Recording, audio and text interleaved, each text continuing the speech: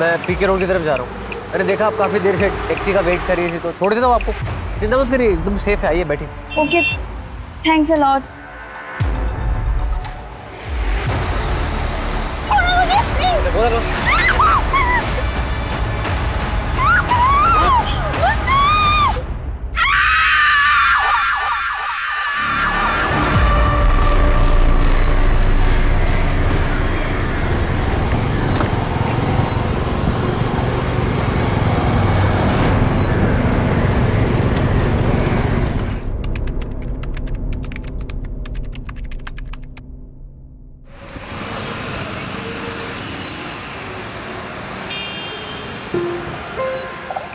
अरे अरे जरा आराम से, अभी वक्त है। माँ मैं लेट हो जाऊंगी।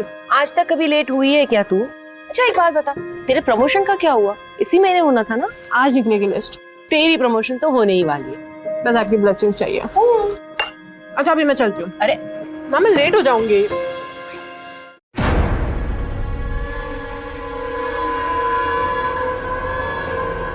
माँ ये चिराग अभी तक गया नहीं अपना सामान लेकर। सुमन, तो एक बार और मौका दे दे। भाई है तुम्हारा। आपकी बहन का बेटा है, इसलिए बर्दाश्त कर रही हूँ उसको मैं अभी तक। ये डिसीजन मेरा फाइनल है, ये मेरा घर है और वो यहाँ नहीं रह सकता। वो तेरा छोटा भाई है, गलती हो जाती है। माँ गलती एक बार होती है तो समझ आता है, बार बार नहीं।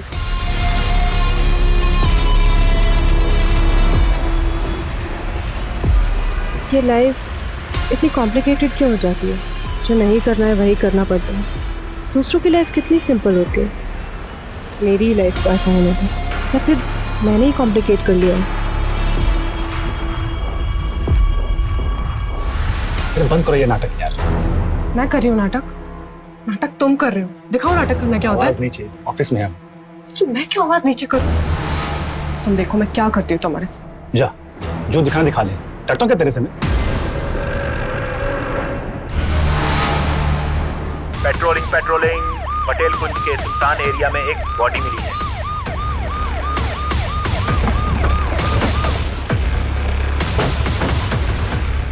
सर मैंने ही फोन करके बुलाया।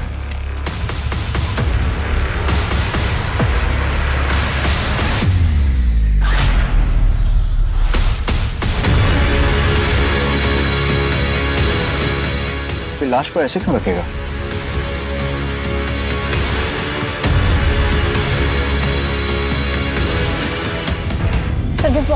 खोल के देखो। स्कल भी क्रैक है और चेहरा भी बिगाड़ने की कोशिश की गई है। सर पैसे है इसमें।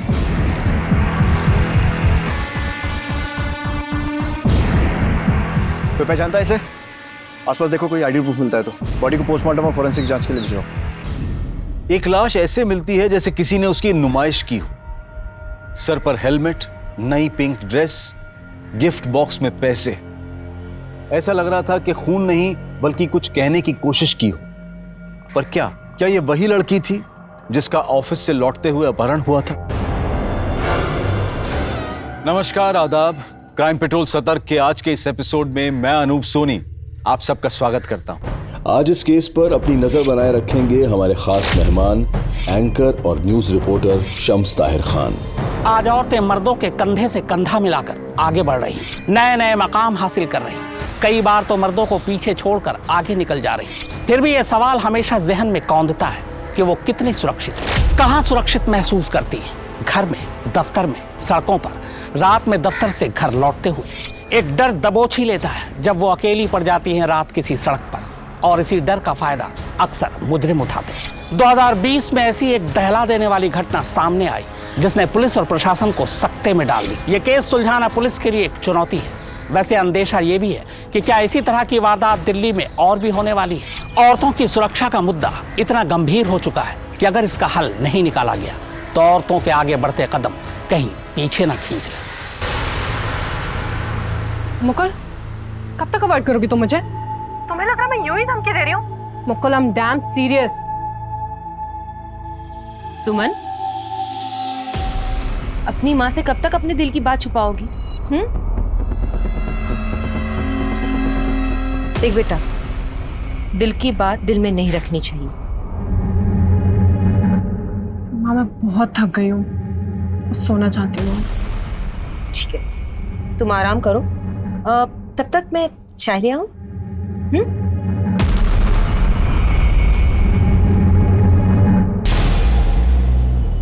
पहले लड़की को इतनी बेरहमी से मारना, फिर लाश को नए कपड़े पहनाकर, हेलमेट पहनाकर पेड़ से टिका कर रख देना, और गिफ्ट बॉक्स में पैसे। सिर्फ खून करना इसका मकसद नहीं था, शायद कोई मैसेज भी देना चाहता है। सर, ये उस लड़की की पोस्टमार्टम रिपोर्ट। लड़की की उम्र कहीं 22 या 24 के बीच की होगी सर। कोई पहचान, शिनाख्त? कुछ नहीं सर। जब तक इस लड़की की शिनाख्त नहीं होती, ये पता लगाना बहुत मुश्किल है कि इसे किसने मारा है और क्यों। ये टैटू, पता करो ये टैटू किसने बनाया है। कुछ ना कुछ जरूर मिलेगा। सुमन, ओ सुमी, 9 बज गए, ऑफिस नहीं जाना है क्या? सुमन, कहाँ चली गई ये लड़की?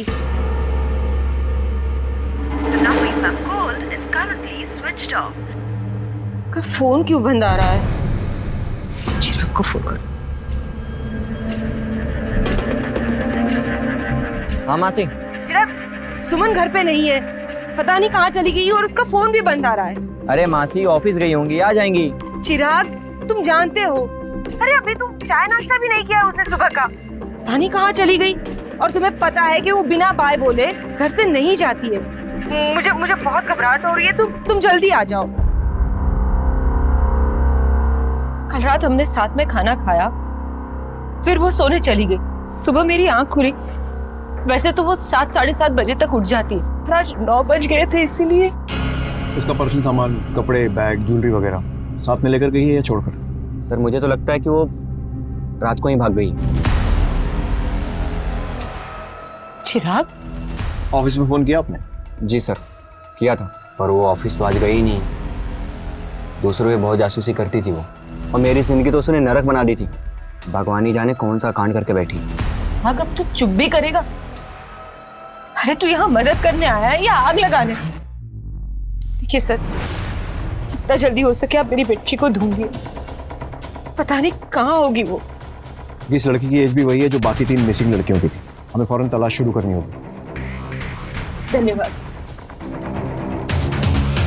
सभी हॉस्पिटल्स में पता करो, कहीं कोई एक्सीडेंट रिपोर्ट है क्या? और वो जो बॉडी मिली थी उसकी शिनाख्त हुई? नहीं सर। बॉडी का डीएनए मिसिंग लड़कियों की फैमिलीज के साथ मैच करके देखो।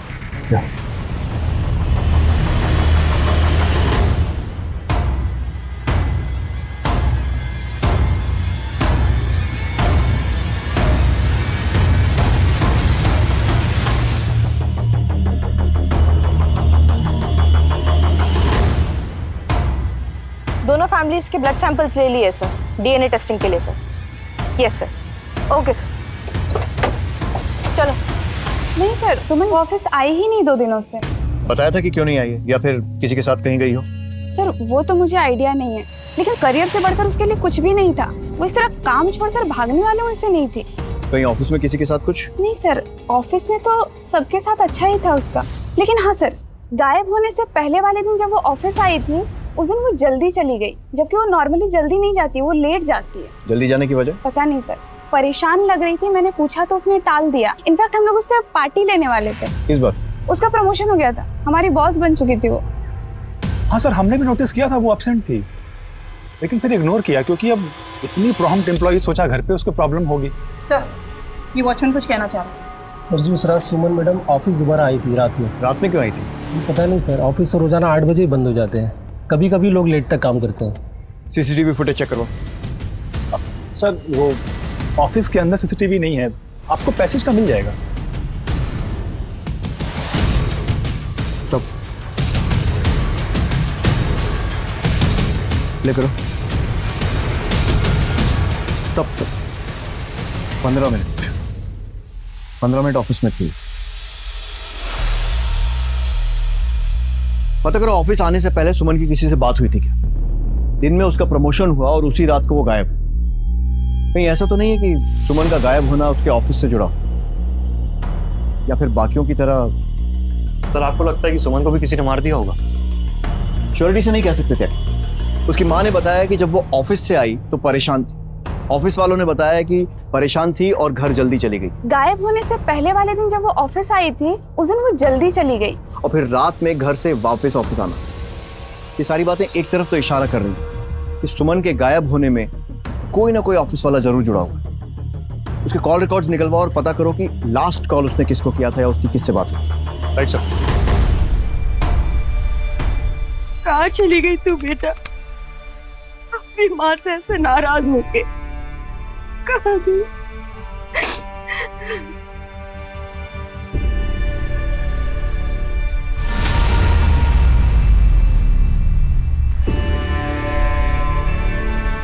चिराग, मासी जी, अगर आप बुरा ना मानते एक बात कहूं, आप ऐसे कब तक रोती रहेंगी? अब मैं आ गया हूं ना, मैं ख्याल रखूंगा आपका। तू मेरा ख्याल रखेगा?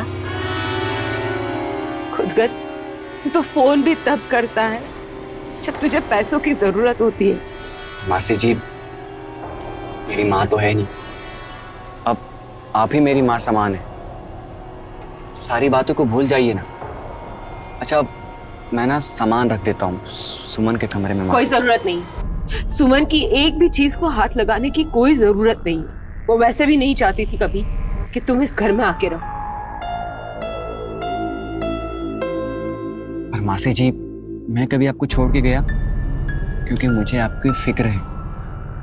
अब उसकी राह देखना बेकार है मासी जी। तेरी वजह से गई है वो, ये बच्ची मुझे छोड़ के चली गई। सर, मुझे नहीं पता था कि वो उस दिन ऑफिस आई थी या नहीं आई थी। मुझे तो तब पता चला जब उस दिन आपके साथ सीसीटीवी में देख रहा था। और मैंने पार्टी रखी थी, सारे ऑफिस के कॉलीग्स को भी बुलाया था, वो वहां भी नहीं आई थी। तो फिर कहाँ चली गई? आखिरी कॉल तो तुम्हें ही किया था। मुझे कैसे पता होगा? क्यों सर, कॉलीग है तो नॉर्मल बातचीत होती है हमारी। सिर्फ गायब होने के पहले किया गया आखिरी कॉल कभी नॉर्मल नहीं होता मिस्टर मिश्रा। सर, मेरा यकीन कीजिए। और वैसे भी हम लोग ऑफिस के काम से एक दूसरे को फोन करते ही हैं। ठीक है, जाइए।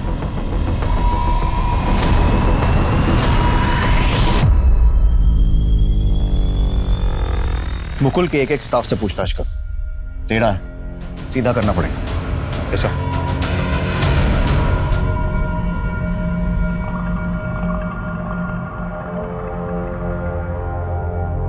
उल्लू के पट्टे, तू पुलिस चौकी के बाहर क्या कर रहा है? तुझे मना किया था मिलने के लिए ना? साहब जी, आप फोन नहीं उठा रहे थे, इसलिए हमें आना पड़ा। काम हुआ? हाँ जी सर, पैसे मिल जाते तो। मिल जाएंगे तुझे पैसे। सुमन अग्रवाल, जो करियर में कामयाबी हासिल कर रही थी, अब तक लापता है। पुलिस मामले की जांच कर रही है, लेकिन उसके हाथ कोई सुराग नहीं लगा। कहीं ऐसा तो नहीं कि सुमन अपनी मर्जी से भागी? क्या घर से भागने की प्लानिंग उसने पहले से कर रखी थी? ऐसा क्या हुआ कि वो रात को घर से निकली और माँ को पता तक नहीं चला? हम सुमन अग्रवाल से विनती करना चाहते हैं कि आप जहां कहीं भी हो, अगर आप तक हमारी आवाज पहुंच रही है तो आप अपने परिवार से संपर्क करें। आपकी माँ चिंतित है। देश में इन दिनों महिलाओं के साथ जुर्म की बढ़ती वारदातों को देखते हुए डर लगता है कि कहीं सुमन का गायब होना जुर्म की श्रृंखला की अगली कड़ी तो नहीं। नीता, मुकुल और सुमन के संबंध कैसे थे? मतलब दोस्ती, दुश्मनी या कुछ और? मुकुल काफी उखड़ा उखड़ा था सुमन के प्रमोशन की वजह से। उसे लगता था उसका प्रमोशन हो जाएगा, लेकिन उल्टा सुमन उसकी बॉस बन गई। उसे ये बात पसंद नहीं आई थी। मुबारक हो मैनेजर बनने की खुशी में। Thank you so much. Thank you guys, thank you.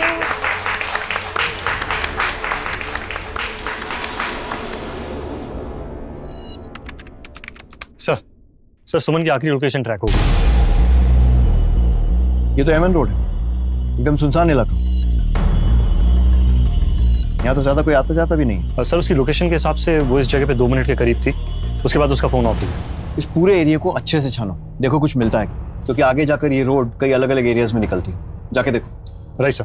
और ये मुकुल बदला लेने की हद तक जा सकता है, इसकी पूरी कुंडली निकालो। राइट। एक लड़की की लाश मिलने की गुत्थी अभी सुलझी नहीं थी कि एक और लड़की सुमन ऑफिस से लौटते हुए गायब हो गई थी। क्या इसकी वजह ऑफिस की रंजिश थी? मुकुल को सुमन का उससे आगे निकल जाना बर्दाश्त नहीं हुआ, लेकिन क्यों? क्योंकि वो एक औरत थी इसलिए? क्या इसी वजह से उसने सुमन को अपने रास्ते से हटा दिया होगा? लेकिन ये कैसी सोच है कि हम कहते तो हैं कि औरत और मर्द दोनों बराबर हैं, लेकिन दिल से नहीं मानते। क्या सिर्फ यही वजह थी, या फिर मुकुल और सुमन के बीच कुछ और भी था जिसकी परतें अभी खुलनी बाकी थी? सर उन दोनों लड़कियों के फैमिली के डीएनए उस लड़की से मैच नहीं करते। सर अब एक ही मिसिंग लड़की बचती है, प्रीति। वो अनाथ है। उसकी मिसिंग कंप्लेंट भी उसकी फ्रेंड नेहा ने लिखवाई थी। वो आती होगी सर। Excuse me sir. हाँ सर नेहा। हमें एक लाश मिली है जिस पर ये कपड़े थे। देख के बताइए कहीं ये आपकी मिसिंग दोस्त प्रीति के तो नहीं है? नो सर, प्रीति ऐसे ड्रेसेस नहीं पहनती थी। वो तो जीन्स, टॉप, कुर्ती ऐसे कपड़े पहनती थी। सर ये प्रीति नहीं हो सकती। सर प्लीज आप उसे ढूंढिए। सर 1 महीने हो गए, उसकी कोई खबर नहीं है। प्रीति के हाथ पे ऐसा कोई टैटू था? हाँ सर, उसने कुछ महीने पहले ये टैटू करवाया था। पक्का? हाँ, उसने मुझे फोटो भी भेजा था।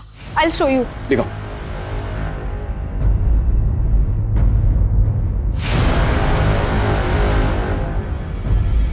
ठीक है, फिलहाल आप जा सकते हैं।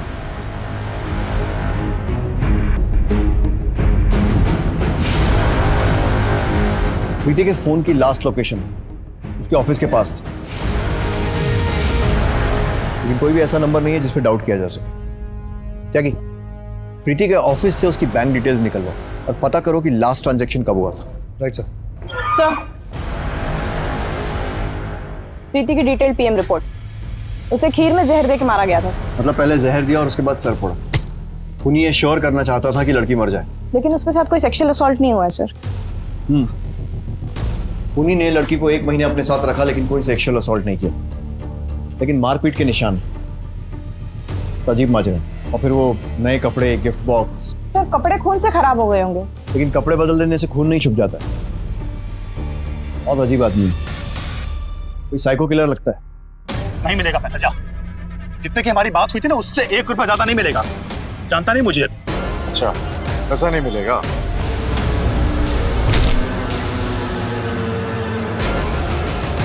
एक हफ्ते का टाइम है तेरे पास। 1 हफ्ते में अगर पैसे नहीं मिले ना, उसके बाद क्या होगा ये बताने की जरूरत नहीं पड़ेगी।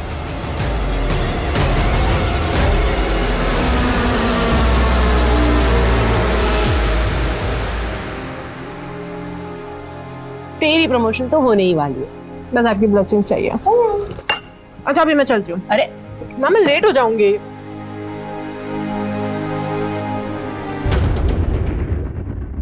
ताकि सुमन के केस में एक पत्ता भी नहीं हुआ। ऑफिस से गायब हुई है कंफर्म। ऑफिस किसी ऐसी सुनसान जगह पर नहीं है कि किसी को कुछ पता ना चले। अगर किडनैप हुआ होता तो किसी ने तो चीखने चिल्लाने की आवाज सुनी होती। सर मैंने उस एरिया के ऑटो रिक्शा वाले और चाय वालों से पूछताछ की, किसी के पास कोई जानकारी नहीं। फिर गायब कैसे हुई? सर हो सकता है वो किसी ऐसे के संग हो जिस पे हमारा शक ना हो, या वो अपनी मर्जी से गई हो। सर ये क्राइम सीन पर मिला सर, जहां सुमन गायब हुई थी। सुमन का फोन है सर, उसकी मां ने पहचान की है।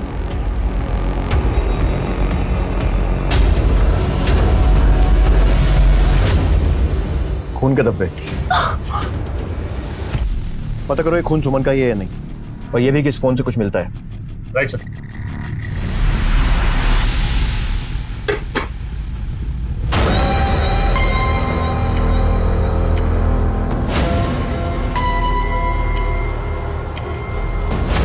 भैया नाश्ता रेडी है, खा के बताओ ना कैसा बना है।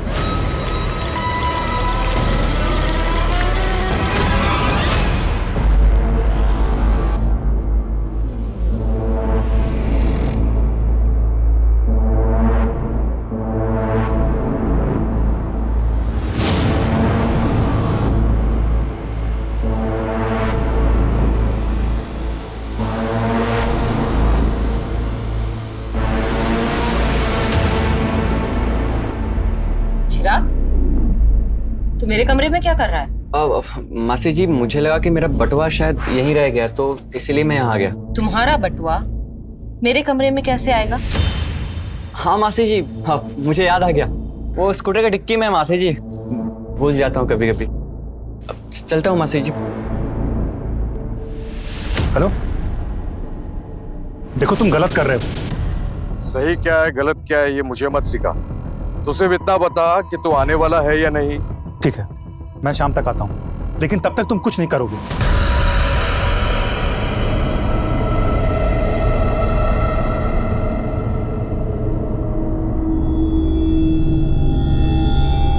तुम्हारे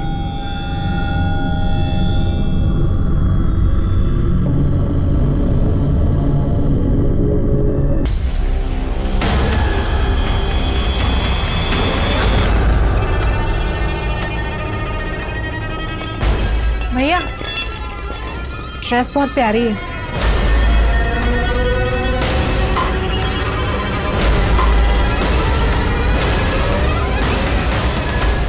सुमन अपने मौसेरे भाई को उसकी बुरी आदतों की वजह से अपने घर में नहीं आने देना चाहती थी, लेकिन घर से गायब होने के बाद वो उसके भाई के साथ ही रह रही थी। लेकिन ये माजरा क्या था? वो तो अपने भाई के साथ खुश लग रही थी। क्या चिराग ने ही उसे छुपा कर रखा था या फिर ये कोई और ही था जिसे सुमन अपना भाई बता रही थी? ऐसे अनगिनत सवाल थे जिनके जवाब मिलने अभी बाकी थे। सुमन के केस में पुलिस को अभी तक कोई क्लू नहीं मिला था। उधर लाश की शिनाख्त हो चुकी थी, वो प्रीति थी जो अनाथ थी, लेकिन किसी ने क्यों इतनी बेरहमी से उसकी जान ली थी? पिंक ड्रेस, सर पर हेलमेट और गिफ्ट बॉक्स में पैसे, इस सब का राज क्या था?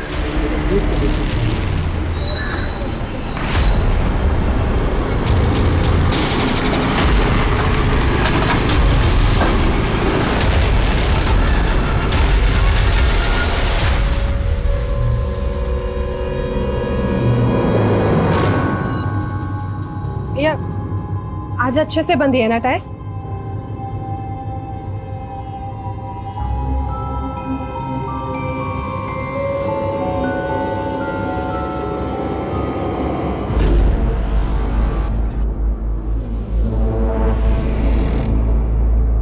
ये ले, इतना तो काफी होगा ना? अबे कहाँ से हाथ मारा तूने? अरे आम खा, उठली ना गिन। माल निकाल मेरा। मान ला। अपनी माँ की बिल्कुल भी फिक्र नहीं किया तुझे, बिल्कुल याद नहीं आती तुझे।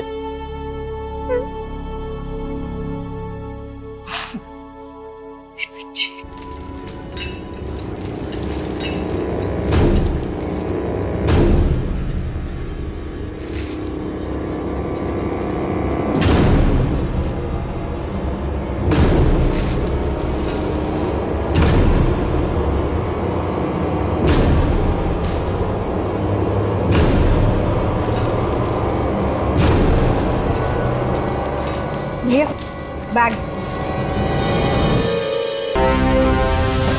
सर प्रीति कॉल सेंटर में काम करती, उसके ऑफिस से हमें कोई जानकारी नहीं मिली। कोई निजी ऑफिस में रंजिश भी नहीं थी सर। उन्हीं का मकसद डेफिनेटली सिर्फ खून करना तो नहीं था, फिर और क्या हो सकता है?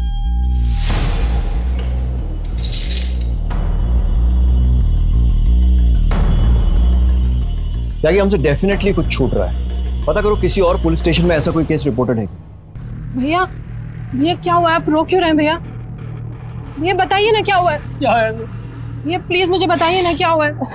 से भैया प्लीज बोलिए ना भैया।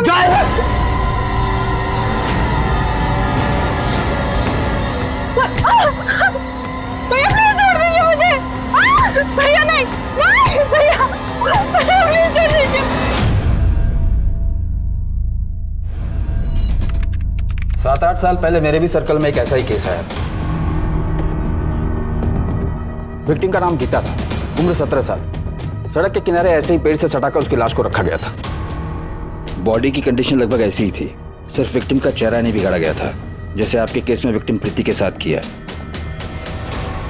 लड़की 15 दिन से गायब थी। हमने लड़की के माँ बाप, दोस्त और पड़ोसियों से बात की। इतना पता चला कि वो अक्सर एक लड़के से मिलती थी। हमने उस लड़की को ढूंढ लिया, पर मुझे नहीं लगता कि आपके केस में वही लड़का काम कर रहा है। खूनी पकड़ा है? हाँ।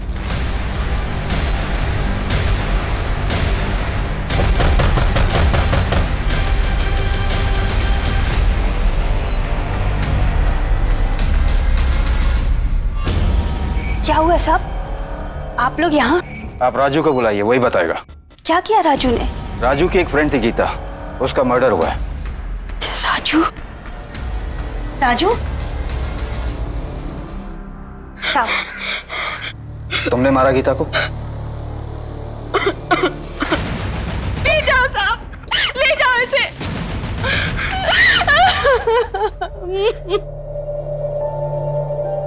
बहुत कोशिश की पता करने की कि आखिर उसने गीता को क्यों मारा, पर उसने कभी मुंह नहीं खोला। बाल सुधार गृह में भी चुपचाप बैठा रहता था, वो किसी से बात नहीं करता था। और एक दिन पता चला कि वो वहां से भाग गया।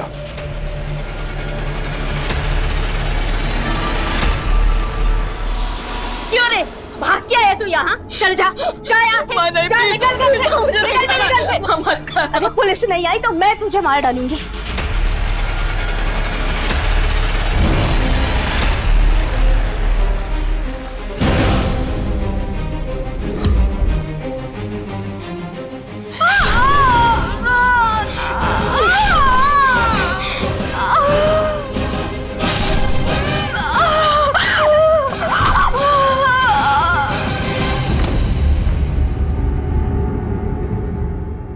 माँ मर चुकी थी और राजू माँ का खून करके भाग चुका था। एविडेंस अब ये केस काफी सुर्खियों में था।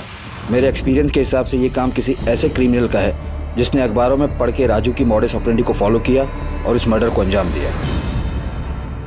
राजू आप कहाँ हैं? मेरा तबादला हो गया था, पर जैसे उसके बारे में कुछ पता चलेगा मैं आपको बताऊंगा। ठीक है, थैंक यू जी। आखिर वो कौन है जो राजू की मोडस ऑपरेंडी 8 साल बाद फॉलो कर रहा है? अभी के केस में प्रीति का चेहरा भी बिगाड़ दिया है ताकि उसकी पहचान ना हो सके। ये क्रिमिनल राजू नहीं लग रहा है, बस हमें गुमराह करने की कोशिश कर रहा है। ऐसा करो, राजू का एक स्केच बनवाओ। ये फोटो 8 साल पुराना है, पता करते हैं कि अब कैसा दिखता है। शायद कोई क्लू या इन्फॉर्मेशन हाथ लगे। तब तक ऑफिसर राजू की और इन्फॉर्मेशन निकाल ही लेंगे।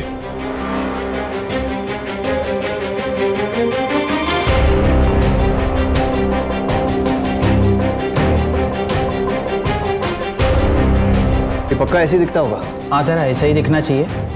ठीक है, फटाफट इसके प्रिंट आउट निकलवाओ और प्रीति के ऑफिस वालों से पूछताछ करो कि उन्होंने इसे कहीं आसपास देखा है। अच्छा।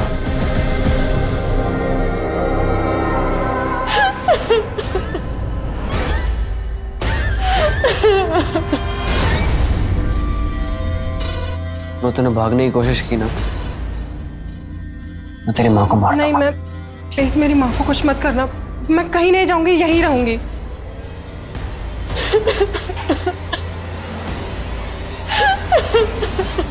तो ये प्रीति के बिल्डिंग का वॉचमैन। देखो इसे, पहचानते हो? देखा है साहब। कौन से ऑफिस में काम करता है? प्रीति के? सब प्रीति मैडम के ऑफिस में तो नहीं, पर हाँ तीसरे माले पे शायद किसी ऑफिस में काम करते थे। करता था मतलब? काम कब छोड़ा? काम छोड़ा नहीं छोड़ा वो नहीं पता, पर काफी दिन से देखा नहीं इनको। ठीक है, जाओ। इसका मतलब किसी और ऑफिस में काम करने के बहाने प्रीति पर नजर रखे हुए थे और उस रात मौका मिलते ही उसने प्रीति को उठा लिया। पता लगाओ कौन से ऑफिस में काम करता था और उसका एड्रेस निकलवाओ। और ये भी पता लगाओ कि ये वही राजू है ना जिसने 8 साल पहले भी मर्डर्स किए थे। Yes sir. सर हाँ त्यागी, राजू के ठिकाने का कुछ पता चला? सर खबरियों को काम पे लगा दिया है, जल्दी पता चल जाएगा। मैं कमी सर? आइए, बैठिए। सही टाइम पर आए। राजू की बात चल रही थी, कुछ पता चला? हाँ पता चला। कहाँ है वो? राजू मर चुका है। बालगृह से भागने के 6 महीने बाद ही एक एक्सीडेंट में। ऐसे कैसे? प्रीति की ऑफिस की बिल्डिंग से जो आया था उसने पहचाना था उसे? Foreign blouse. जी सर।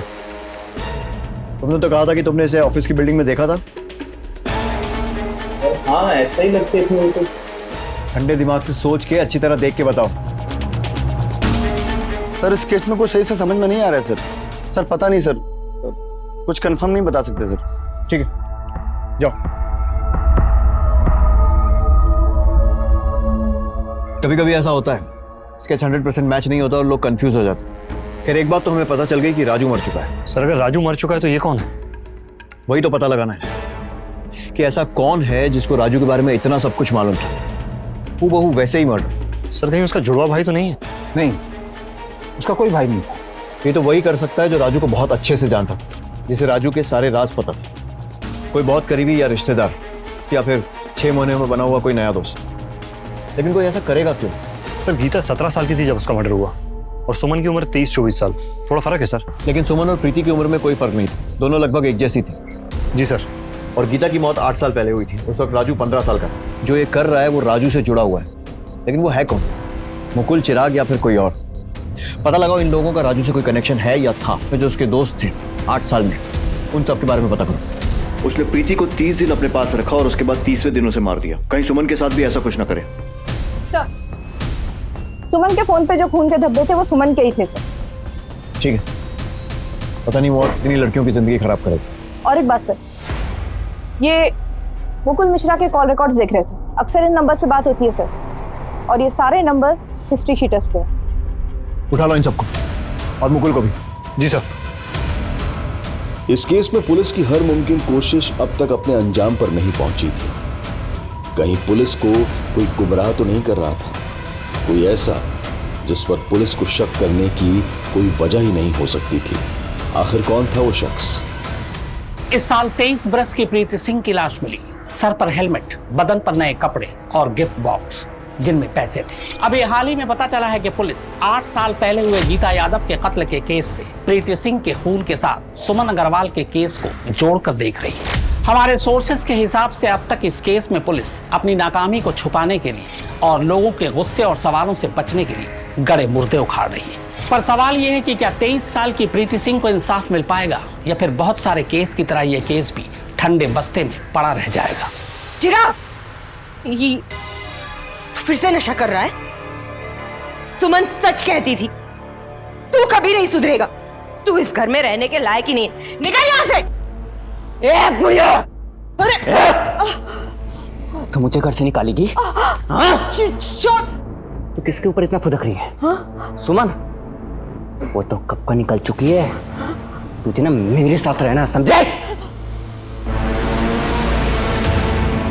भैया मैं लाख कोशिशें कर लूं, आप कभी खुश ही नहीं होते मुझसे। भैया आप बताइए ना मैं क्या करूं आपको खुश करने के लिए। प्लीज भैया बोलिए ना। मैं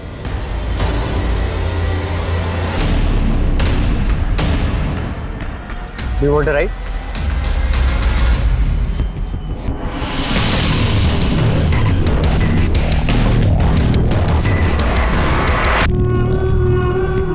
तुम्हारे लिए। जहाज। भैया लेकिन जाओ इधर, समझ नहीं आ रहा है?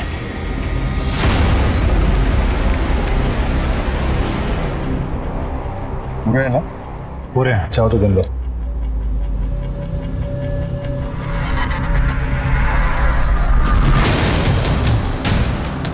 अबे भाग पुलिस! भागे तो गोली मार दूंगा।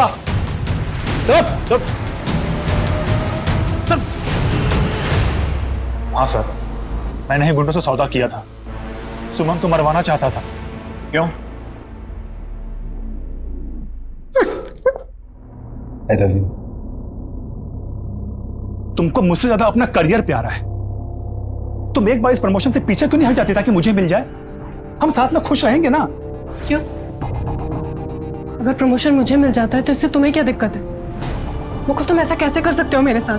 किसी और से मंगनी कैसे कर सकते हो? तुम मुझे धोखा नहीं दे सकते। क्यों? तुम्हें तुम्हारा करियर बहुत प्यारा था ना, तो जाओ उसी के साथ जियो। अगर तुमने मुझसे शादी नहीं की ना तो मैं तुम्हारी होने वाली बीवी को हमारे बारे में सब कुछ बता दूंगी। जितने भी फोटोज और वीडियोस है ना हमारे, सब दिखा दूंगी उसको, समझे? मुकुल तुम मेरा फोन क्यों नहीं उठा रहे हो? मैं कब से तुम्हें फोन कर रही हूँ। अरे गुस्सा क्यों हो रही हो? देख रहे हो मैं काम में बिजी था। और हाँ, अच्छा हुआ तुम आ गई। मुझे तुमसे कुछ बहुत जरूरी बात करनी थी। क्या? मैंने फैसला कर लिया, कल सुबह तुम मुझे ऑफिस वाले रोड पे मिलो। लेकिन क्यों? क्योंकि कल हम शादी करने वाले हैं। शादी? लेकिन ऐसे छुप के क्यों? मम्मी को तो बता देते। देखो अभी किसी को कुछ नहीं बताना। एक बार शादी हो जाए ना, उसके बाद धूमधाम से पार्टी देंगे सब। और तुम मेरे घर वालों को तो जानती हो, अगर उनको पता चल गया तो फिर। मुकुल तुम कितने अच्छे हो ना। I love you. वादा कर दिया कि शादी उसी से करूंगा। अच्छा अभी मैं चलती हूँ। पर ठीक है? बाय। फिर मैंने ड्राइवर मोहन से बात की। हाँ, कल तैयार रहना, कल वो आ रही है। कहाँ छुपा के रखा सुमन को? सर मैंने उससे अगवा किया ही नहीं सर। क्या? क्या बकवास कर रहा है तू? वो वहां पर आई ही नहीं, या पहले ही आके चलेगी। देख, सच सच बता दे। सर हम सच कह रहे हैं, हम बस इससे पैसा ऐंठ रहे थे, लड़की को हमने छुआ तक नहीं सर।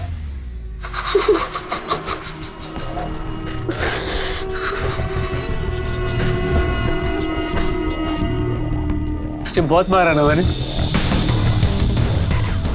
कितनी लगी है तुझे? सब लाल हो गए। इतना कोई मारता है अपनी बहन को? अब नहीं मारूंगा मैं तुझे। अच्छा तू मुझे माफ कर। मैंने आपको माफ कर दिया भैया। मुझसे गलती हो गई, मुझे माफ कर दो। भैया मैंने कर दिया आपको माफ। भैया मुझे दर्द हो रहा है, छोड़िए। माफ करो मुझे। मैंने किया आपको माफ, मैंने माफ कर। ठीक हो जाएगा।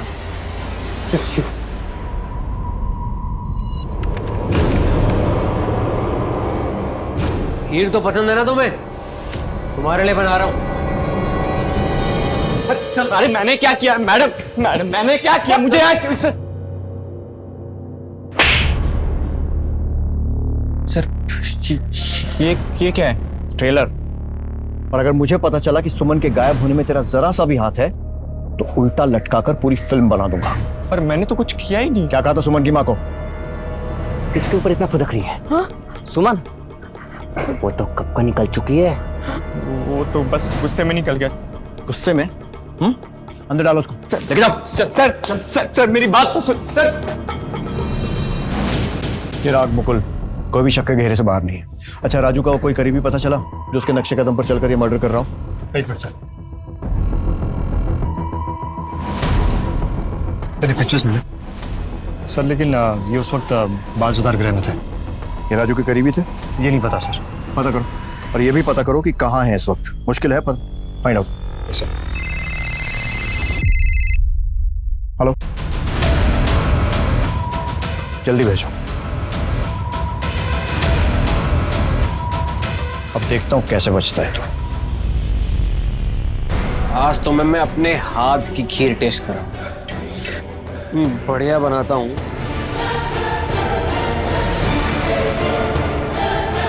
ऐसी खीर तुमने कभी खाई नहीं होगी। बस बस बस।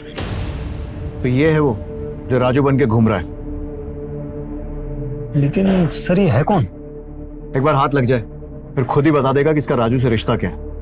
प्ले करो।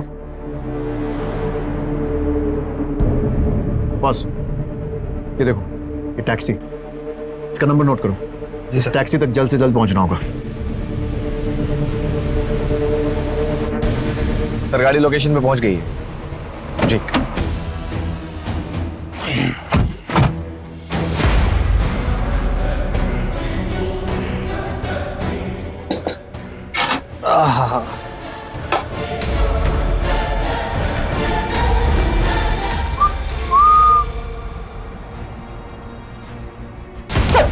सर मैं सच कह रहा हूँ सर।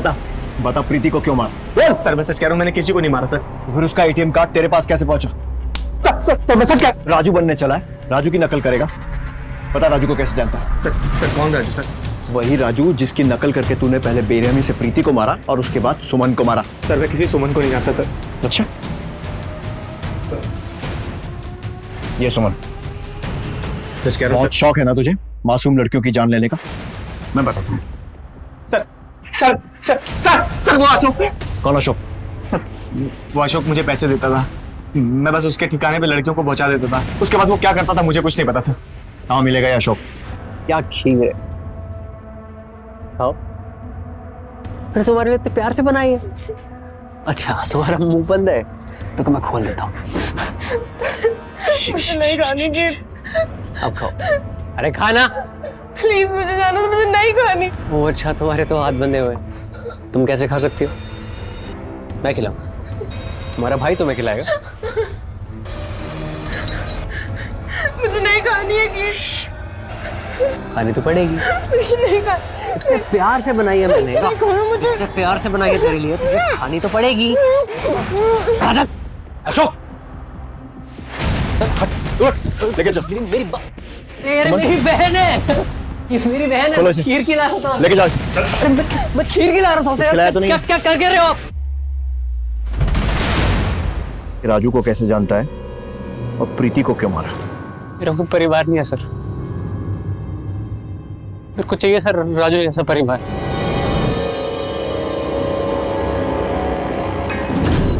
विद्या, तेरी मनपसंद खीर बनाई है मैंने, गरम करके लाती हूँ। मेरा गिफ्ट? नहीं, अभी नहीं। मेरे पास तेरे लिए एक सरप्राइज है। कैसा लगा मेरा सरप्राइज? कहाँ से सीखी तूने ड्राइविंग?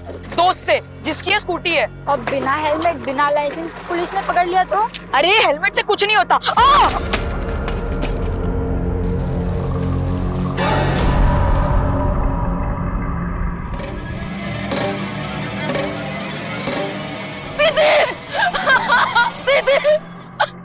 राजू की बहन चली गई वहां।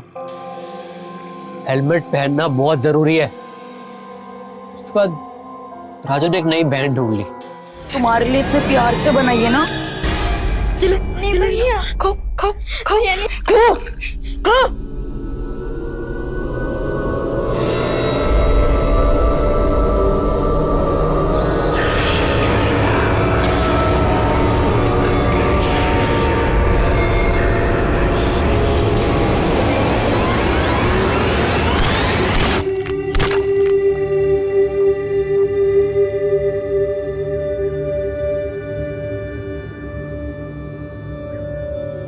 इस समय तू कहाँ है अशोक? ये तो राजू की कहानी है। मेरी कहानी है ये। मुझे भी बहन चाहिए थी। दूसरों की माँ कितना प्यार करती है और एक मेरी माँ है, नफरत करती है मुझसे। उसको लगता है मैंने अपनी बहनों को मारा है। पर अशोक, मैंने नहीं मारा उसे, मर गई थी वो। एक्सीडेंट था वो। सब ठीक हो जाएगा राजू। प्रीति गंदी लड़की थी वो। प्लीज मुझे मत मारो। नहीं नहीं। सुमन को कैसे लेके गया? जैसे प्रीति के ऑफिस के बगल वाले ऑफिस में मैं काम करने लगा, वैसे मैं सुमन के ऑफिस में भी काम करने लगा। मुझे सब पता था, वो कब आती है कब जाती है, सबकी खबर थी मुझे। हो गया ना?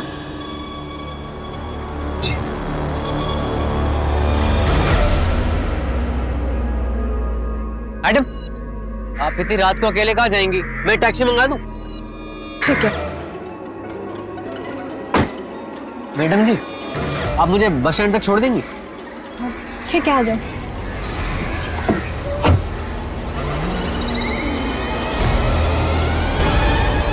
ड्राइवर, ये कौन से रास्ते से ले रहे हो? हाईवे से लो ना। ये शॉर्टकट रास्ता है। दीदी, आप मेरे साथ घर जा रही हैं। पागल हो गए हो? गाड़ी रोको। अरे क्या क्या कर रही हैं आप? छोड़ो मुझे, गाड़ी रोको। चलो अभी।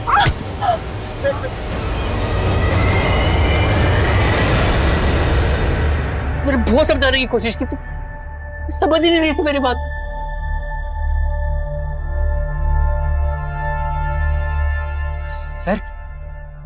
सर वो देखिए सर, मेरी बहन सर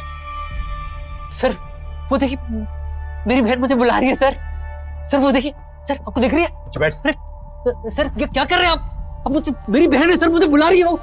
मैं आ रहा हूँ, मैं समझाता हूँ, मैं समझा रहा हूँ, अच्छे लोग हैं। क्या करना है सर? उसको मानसिक उपचार के लिए भेजना पड़ेगा। सर आ रहा हूँ सर, प्लीज सर, मेरी बहन मुझे बुला। एक मानसिक रूप से बीमार शख्स को कभी कभी उसका परिवार समझ नहीं पाता और मरीज को तो इस बात का अंदाजा भी नहीं होता कि उसके दिमाग में क्या चल रहा है। सुमन को उसके गायब होने के 30वें दिन बचा लिया गया। मुजरिमों की मॉडस ऑपरेंडी के हिसाब से 30वें दिन उसका खून होना था। सुमन भाग्यशाली थी, पर बदकिस्मती से प्रीति सिंह और गीता यादव जैसी विक्टिम इस घिनौने जुर्म का शिकार बन बैठी और उनकी जान चली गई। दिल्ली पुलिस की तारीफ करनी चाहिए कि उसने काफी मशक्कत के बाद इस केस को सुलझा लिया, वरना नामालूम कितनी और मासूम लड़कियों की जान जाती।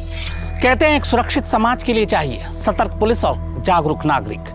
अगर इन दोनों में संवाद का रिश्ता कायम हो जाए तो जुर्म कम हो जाए। अब मैं अनूप सोनी आपसे विदा लेता हूं, फिर मुलाकात होगी क्राइम पेट्रोल सतर्क में एक और नए केस के साथ। जय हिंद।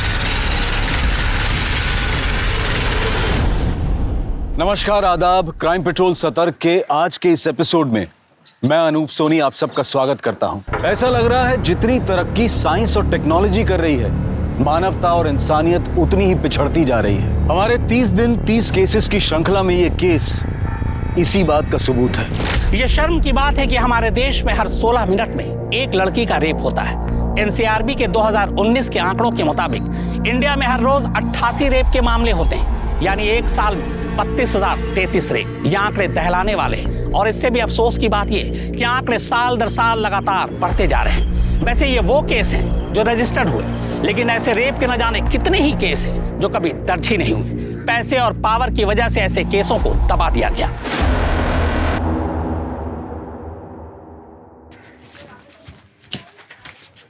ए विद्या, छाछ बनाओ, हमारे लिए पेट गर्म हो रहा है हमारा।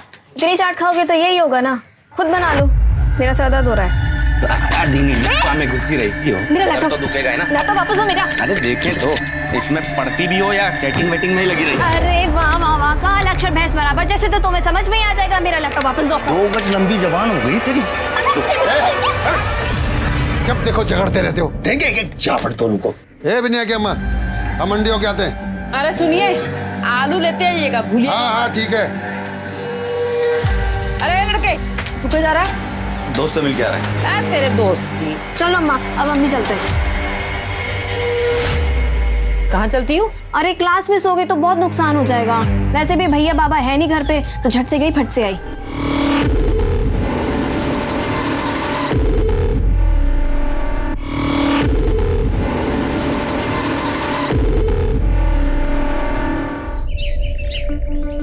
तो आप सबने अपना नाम लिखना और साइन करना सीखा? अरे साइन करना मतलब हस्ताक्षर। तो दिखाएं फिर सभी लोग।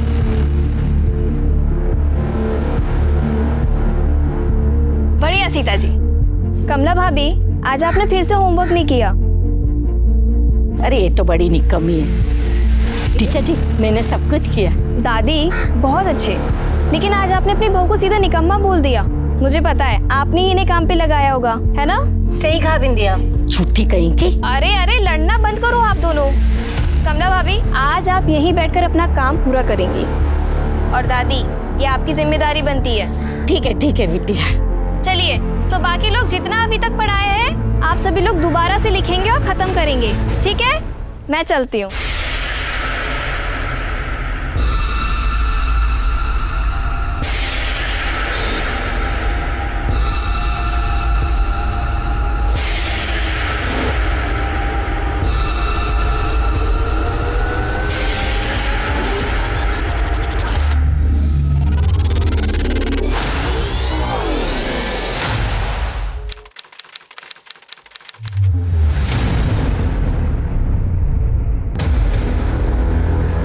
अम्मा, वो लीला काकी के यहाँ भी नहीं है।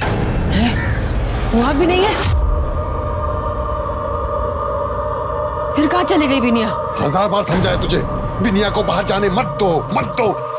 खड़ा खड़ा मुंह क्या ताक रहा है? जाओ ढूंढो उसे। हम पे क्या चिल्ला रहे हो? गई होगी कहीं आवारागर्दी करने। लगाए एक झापड़। बहन है तुम्हारी, काय उल्टा सुल्टा पक रहे हो? अम्मा मुंह मत खुलवाओ हमारा, तुम्हें बिगाड़ी हो उसको, इसलिए ये दिन देखना पड़ रहा है। भाऊजी, भाऊजी, वो बिंदिया गांव के बाहर पड़ी है, हालत बहुत खराब है।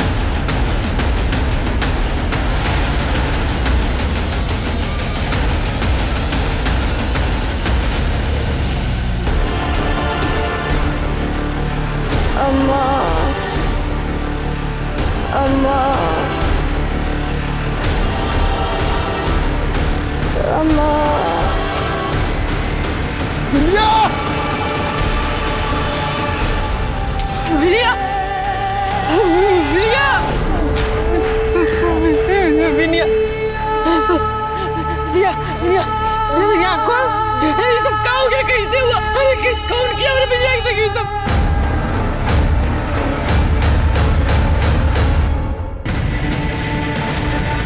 डॉक्टर साहब! डॉक्टर साहब! क्या हुआ? डॉक्टर साहब, हमारी बिटिया को बचा लीजिए। इसका हालत बहुत खराब है डॉक्टर साहब। वीरू, स्ट्रेचर लेकर जल्दी। देखिए बच्ची की हालत बहुत खराब है, मैं इलाज शुरू करता हूँ, लेकिन ये पुलिस केस है, आप लोग पुलिस को इन्फॉर्म कीजिए। ठीक है सर। आप इलाज कीजिए। जल्दी करो, जल्दी। तुम लोग यहीं रुको, हम थाने होके आते हैं। चलो। क्या लगता बेटा? चलिए।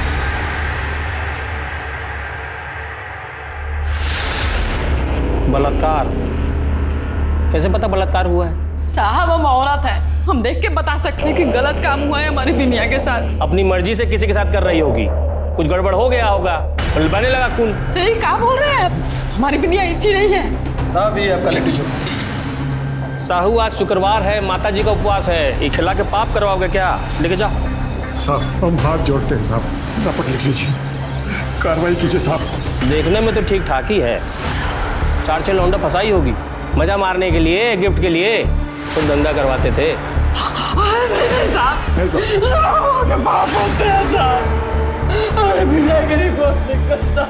अरे नया जूता है भाई, खराब करिएगा क्या? ऐसा हो? जी सर। जाके देखो क्या मामला है, और हाँ अगर जरूरत पड़े तो ही स्टेटमेंट लेना। जी सर। चलिए सर।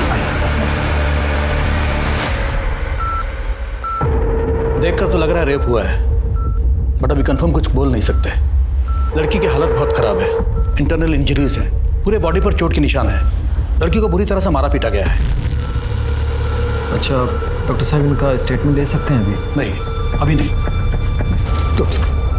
कुछ भी कीजिए, मेरी बेटी को बचा लीजिए डॉक्टर साहब। देखिए रामचरण जी, आप समझ नहीं रहे हैं, हमारे पास वो इंतजाम नहीं है जो हमें चाहिए। जितना हमसे हो पा रहा हम कर रहे हैं, पूरी कोशिश कर रहे हैं आपकी बेटी को बचाने की। बाय अम्मा, आते ही घंटे में। अभय जी कह रही थी सर दुख रहा है, अब कहाँ जा रही है? अरे सर तो दुख रहा है, लेकिन गांव की औरतों की पढ़ाई का नुकसान भी तो नहीं कर सकते। अच्छा चलो, अभी सब हमारा इंतजार कर रहे होंगे, ठीक है? Love you. हम भी तुमको वही वो लभुट्टू क्या जल्दी। बाय। डॉक्टर साहब हम आपके पाँव पड़ते, हमारी बिटिया को बचा लीजिए। हम पूरी कोशिश कर रहे हैं। बिटिया को बचा। कल रात एक बेटी के मजबूर और लाचार माता पिता का फोन आया। वो अपनी बेटी के लिए ना सिर्फ न्याय की गुहार कर रहे थे, अपनी बेटी के लिए सही इलाज। कितना बार बोले हैं कि जब हम पी रहे होते हैं तो हमारे आसपास मत आया करो। अरे हम न्यूज देख रहे हैं तो इसमें क्या परेशानी है आपको? बताएं क्या परेशानी है, बताएं क्या परेशानी हो रही है? गांव की 19 साल की मासूम लड़की अपने घर से बाहर निकली, अपने गांव के कुछ गरीब बच्चों को ट्यूशन देने। अपने ही गांव के खेत में उसके साथ बुरी तरह से मारपीट की गई। हालांकि बलात्कार की अभी तक पुष्टि नहीं हुई है, पर ये माना जा रहा है कि उसके साथ बलात्कार हुआ है। हम कुछ ही देर में दसिया गांव पहुंचेंगे। चलो साले लफंगे आ जाते हैं साले।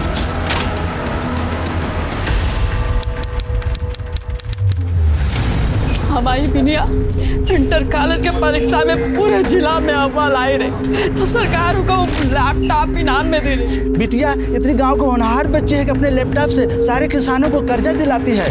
मदन लाल जी, आपका लोन अप्रूव हो गया है, आप चिंता न करें, पैसे कल ही आपके खाते में ट्रांसफर कर दिए जाएंगे।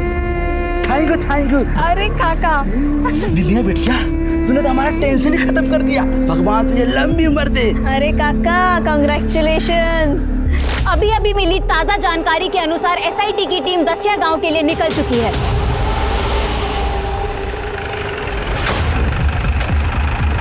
जैन साहब, जैन माँ को स्वागत है साहब। आई चांद, अगर तुम अपना काम ईमानदारी से करते हो, स्वागत और सैल्यूट की जरूरत ही नहीं पड़ती। साहब आप ड्यूटी ही तो कर रहे हैं, अब बलात्कार का रिपोर्ट सिर्फ इसलिए तो नहीं लिख सकते ना कि लड़की की माँ को लग रहा है कि बलात्कार हुआ। वो तो डॉक्टर बलात्कार का रिपोर्ट नहीं दे रहा है, लड़के बयान नहीं दे रही है, फिर भी 24 घंटे के हवलदार को तैनात किए हैं। अब इससे क्या करेंगे बताइए?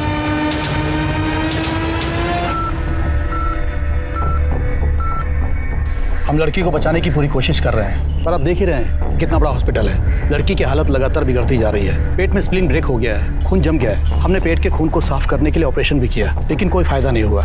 लड़की के बचने के चांसेस बहुत कम है। देखिए, आप लोग बिल्कुल चिंता मत कीजिए, हमने डॉक्टर से बात की है, बिंदिया की हालत जैसी थोड़ी ठीक होगी उसे पटना के बड़े हॉस्पिटल में शिफ्ट कर देंगे। और हाँ, आप लोगों की कंप्लेंट हम अभी लिख रहे हैं और जल्दी से जल्दी कार्रवाई शुरू करेंगे। अमिनी, इन लोगों की कंप्लेंट लिखो। जाइए। ये लोकल पुलिस के कारनामों की वजह से ये मामला बहुत बिगड़ चुका है, इसलिए हमें जल्द से जल्द रिजल्ट देना होगा। मामला बहुत सेंसिटिव है, ध्यान से काम करना। सर, 16 सितंबर को बिंदिया यहीं पर गांव वालों को पड़ी मिली थी, ऐसा उसके माँ बाप और गांव वालों का कहना है। लेकिन जब आप लोगों ने क्राइम सीन विजिट किया था तो एविडेंस तो इकट्ठे किए होंगे ना? सर चौहान साहब के हिसाब से तो कोई केस ही नहीं बनता है, तो आप समझ ही गए होंगे कि क्या है क्या नहीं है। डिस्गस्टिंग। क्राइम को इतने दिन हो चुके हैं, अगर कोई सबूत छूटा भी होगा तो अब तो मिलना मुश्किल है, और हो सकता है इतने दिनों बाद ये क्राइम सीन की शक्ल ही बदल गई हो।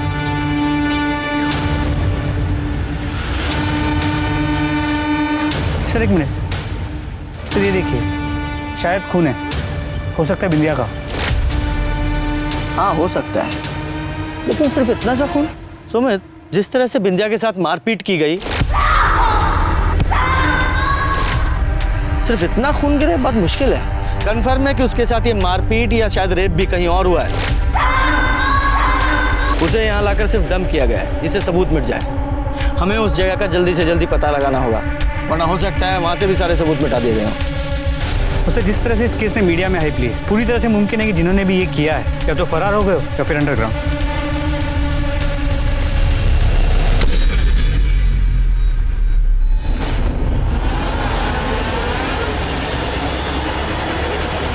जी कहिए।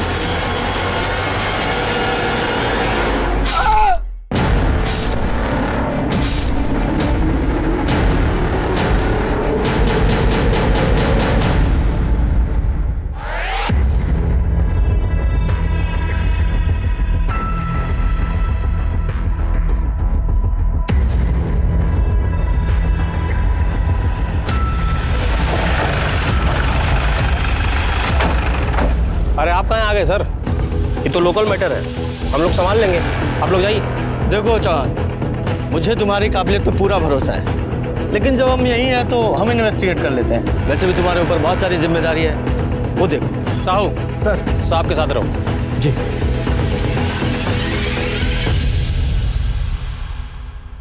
सर इनका नाम मंसूर अहमद है, यहीं अपना घर से क्लिनिक चलाते थे। ये सब गांव वाला लोग इनका लाश देखा तो हम लोग को बताया।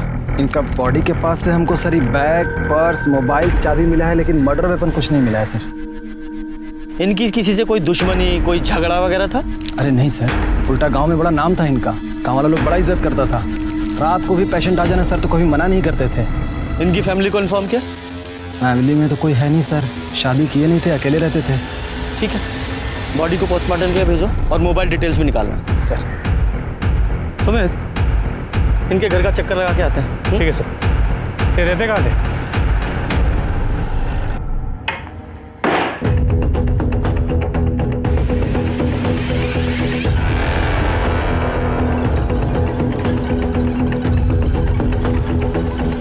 सुमित सर इधर आओ, ये देखो, ऐसा लग रहा है जैसे खून के निशान है। फॉरेंसिक टीम बुलाओ और ये एविडेंस कलेक्ट करो। जी सर।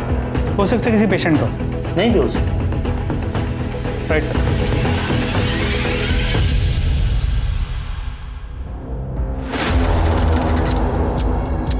सुमित सर, वो देखो सीसीटीवी कैमरा, उसकी फुटेज निकलवाओ। थोड़ा दूर है, शायद अपने काम की हो। Right sir.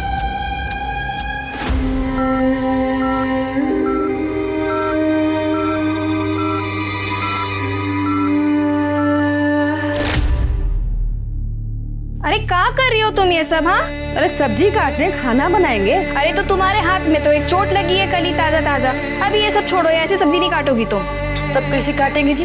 देर हो रहा है हमको, तुम्हारे बाबू आने वाले हैं और तुम्हारे भाई से ना 2 मिनट भी भूख बर्दाश्त नहीं होता है। अरे सुनो तो सही, इधर बैठो, हम तुम्हारे लिए कच्चे लाए हैं। ये देखो, टीका लेके आई है। अरे ये को कहते हैं सब्जी कटर। हाय हो, ये तो कौन अंग्रेजी मशीन है। और ये बहुत आसान है, तुम्हारा अचले से हाथ नहीं कटेगा। मेरा एक चोट नहीं बर्दाश्त कर पाती थी, तुम्हारा इतना सारा चोट कैसे बर्दाश्त करे बेटा?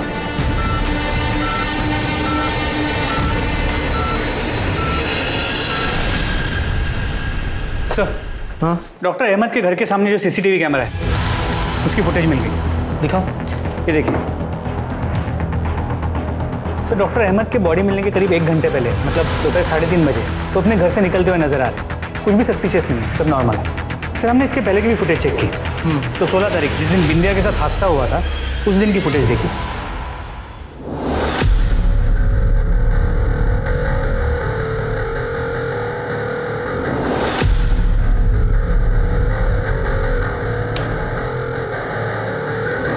चेहरा क्लियर नजर नहीं आ रहा। लड़की को देखो और इसके कपड़े, लगता बिंदिया ही है। क्यों? क्योंकि बिंदिया की माँ ने बताया था कि हादसे वाले रोज बिंदिया इसी टाइप के कपड़े पहने थी। जी सर। और ये दोनों लड़के, ये कौन है? हेलो, अच्छा ठीक है, हम पहुंचते हैं। चलो हॉस्पिटल चलते हैं, बिंदिया को होश आ गया है।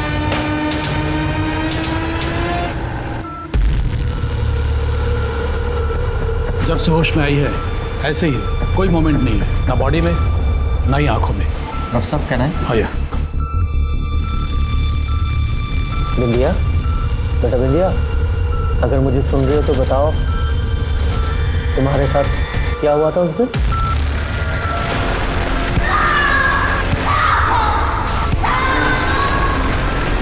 बोलो बेटा, क्या हुआ था?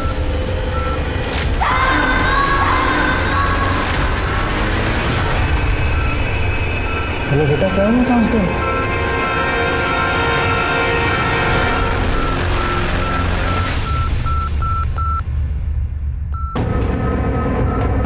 एक मिनट।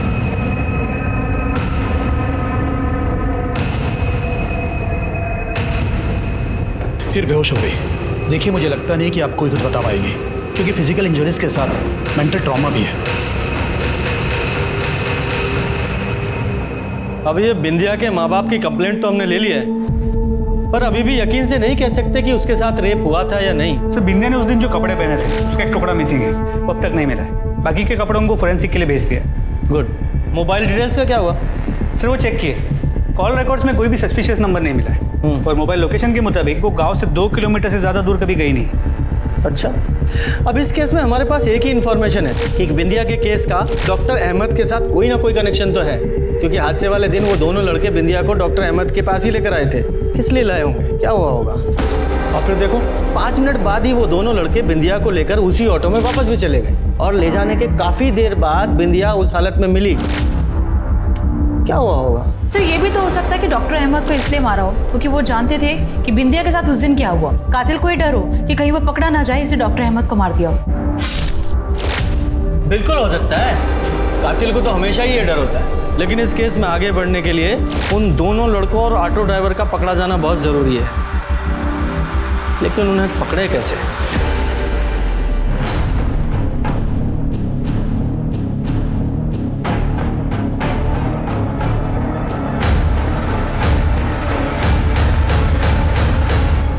सुमित, एक तरीका है उन दोनों लड़कों तक पहुंचने का। वो डॉक्टर अहमद के घर के बाहर वाली सीसीटीवी फुटेज है ना, वो निकालो। सर,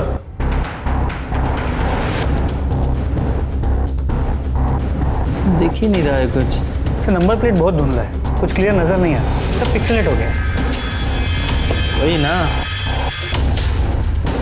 एक तरीका है, शायद काम कर जाए। इस फुटेज को ना एक्सपर्ट के पास भिजवाओ, उससे बोलो कि इसका रेजोल्यूशन बढ़ाए, शायद ये ऑटो का नंबर दिख जाए। सर, एक इम्पॉर्टेंट इन्फॉर्मेशन हाथ लगी। सर, बिंदिया के परिवार में पहले से कुछ टेंशन चल रही थी। उसके भाई बेसेसर ने उसके साथ एक बार नहीं बल्कि कई बार मारपीट की है। साहब, ऐसा कोनो बात नहीं है, जो आपको बोला है वो गलत बोला है। तो सही तू बता दे, तूने बिंदिया को क्यों मारा? वो भी एक बार नहीं, कई बार।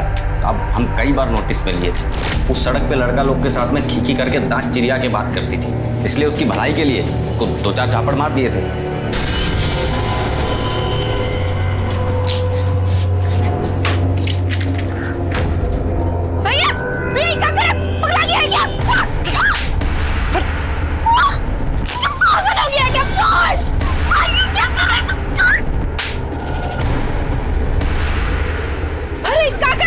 मत, तुम बीच में मत बोलो। हर पढ़ाई के नाम पे लड़का लोग के साथ में खींची करती रहती है। अब ना रहेगा किताब और ना जाएगी ये बाहर।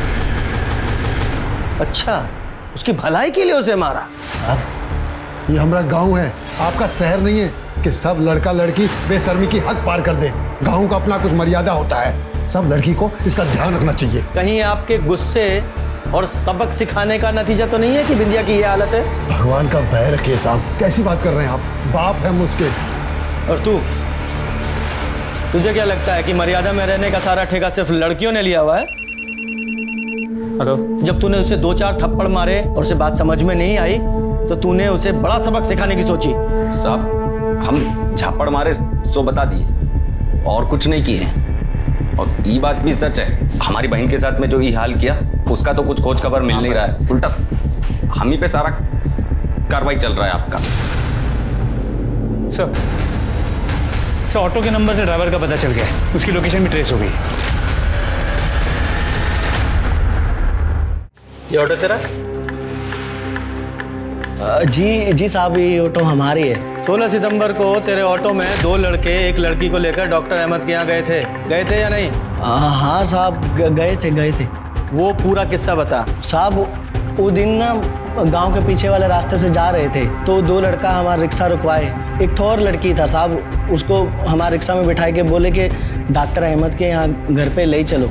हम साहब उनको वहाँ ले गए थे। थोड़ा टाइम के बाद फिर वो बाहर आए तो बोले कि जहाँ से उठाए वो गांव के पीछे वाला रास्ता, वहीं हमें छोड़ दो।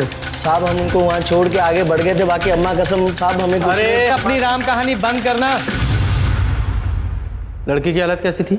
वो लड़की का हालत ठीक नहीं था साहब, जैसा बेहोश रहता ना साहब वैसा था वो लड़की। उन दोनों लोगों को जानता है? नहीं साहब, हम नहीं जानते उन्हें। अरे देखेगा तो पहचानेगा? जी साहब, पहचान लेंगे। सुमित, स्केच आर्टिस्ट बुलाओ।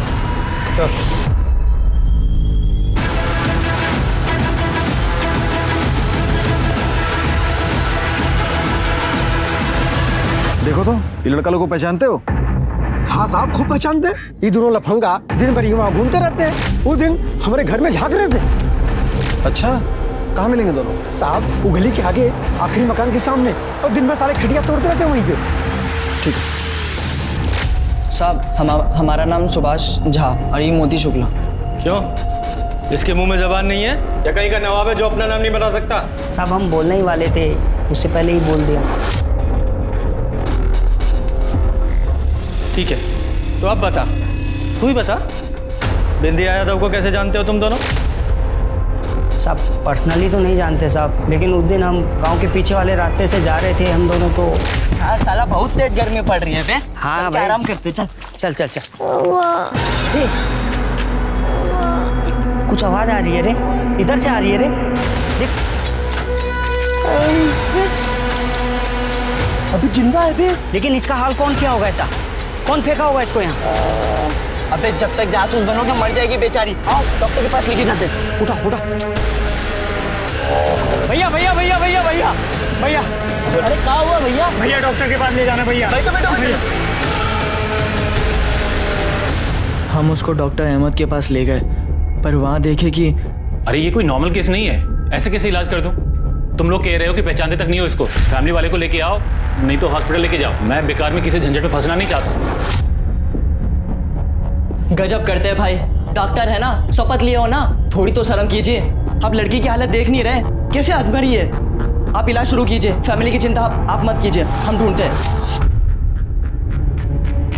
नहीं, बिना फैमिली की इजाजत के मैं इलाज नहीं कर सकता। चल सुभाष, सब झोला छाप डॉक्टर हैं यहाँ पे। पहले लगा डॉक्टर चंपक आदमी है, फिर बाद में समझ में आया सही तो कह रहा है। जान ना पहचान हम टांग अड़ा रहे उसमें तो हमने उस लड़की को उठाया और वही छोड़ाया जहाँ से उठाए थे। अब बाद में मैं टीवी पे देखा तो पता चला कि बहुत बड़ा बवाल कटा है, तो हम दोनों डर के मारे घर से बाहर नहीं निकल रहे थे ताकि फंस ना जाए। हमें नहीं मालूम था कि इतना बड़ा कांड हुआ है साहब।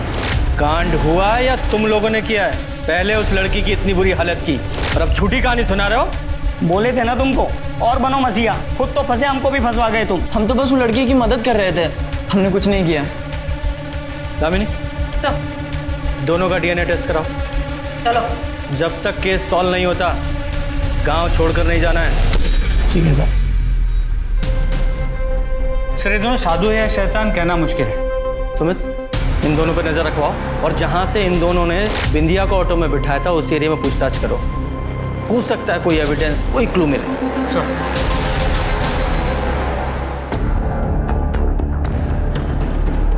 पुलिस को अब तक गांव वालों से कोई क्लू नहीं मिला था। मोती और सुभाष का दावा था कि वो बिंदिया को बचाना चाहते थे और बिंदिया का अपना भाई उसे पीटता था। पर इस सब में डॉक्टर की मौत एक बहुत बड़ी गुत्थी थी, शायद जिसको सुलझाने के बाद ही बिंदिया के कातिलों तक पहुंचा जा सकता था। सर सुभाष और मोती ने बिंदिया को जिस एरिया से रिक्शा में बिठाया था सर, वहाँ पे जाके चेक किया, काफी सुनसान एरिया है। किसी ने ना कुछ देखा ना कुछ सुना। मतलब ये सुभाष और मोती जो बोल रहे हैं वो सच है या झूठ कंफर्म नहीं हुआ? नहीं सर। ठीक है, दोनों पे नजर बनाए रखो। सर। और हाँ, ये बसेसर, इसका अपनी बहन बिंदिया का लड़कों से बातचीत करना, मिलना जुलना पसंद नहीं था ना? छुपा तो नहीं रहा ये मामला, कहीं कुछ और तो नहीं? और क्या होगा साहब, हमको बिंदिया से एक के प्रॉब्लम था। गांव का लोफर टाइप का लड़का लोग के साथ में हंसती बोलती है, बाकी तो खाना बनाना, अम्मा के साथ हाथ बटाना सब कुछ करती थी वो। मतलब कोई और ऐसी बात नहीं है जो तुम्हें लगता है कि हमें पता होनी चाहिए? नहीं।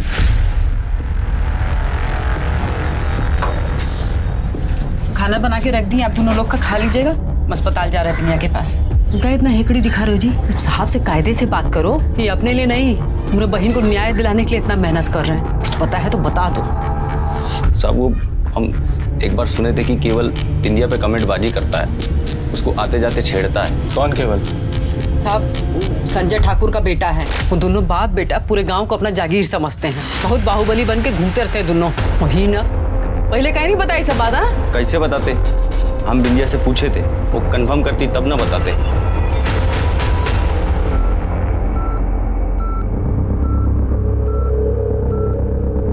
बिंदिया बेटा, ये सब तुम्हारे साथ केवल ने किया था? बोलो, केवल ठाकुर था वो? कुछ तो बोलो। बिंदिया देखो, डरो मत, हम हैं तुम्हारे साथ, कुछ नहीं होने देंगे तुम्हें। बताओ, केवल ने किया तुम्हारे साथ ऐसा? तुम्हें मारा, जबरदस्ती की तुम्हारे साथ? बोलो बिंदिया, नाम बोलो उसका, किसने किया?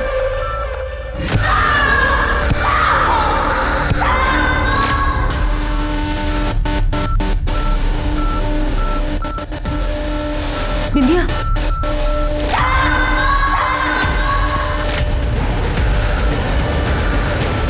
बोलो बेटा।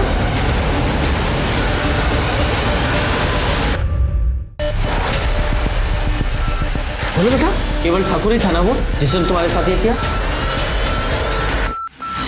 अरे तुम सब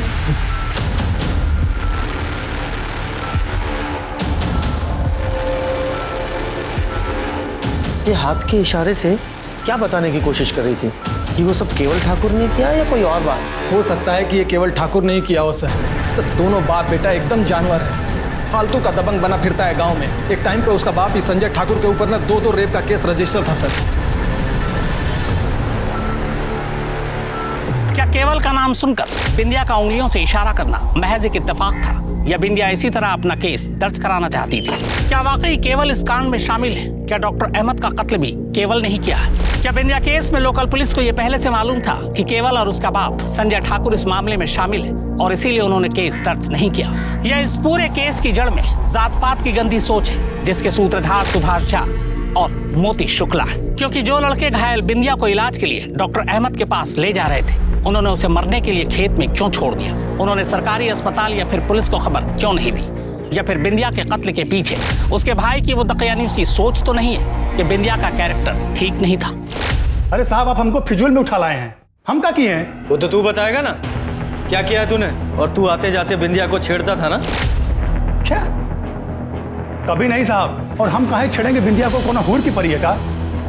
हम लड़की के पीछे नहीं जाते हैं, लड़की चुंबक की तरह हमारे पीछे आती है। हम सब समझ रहे हैं।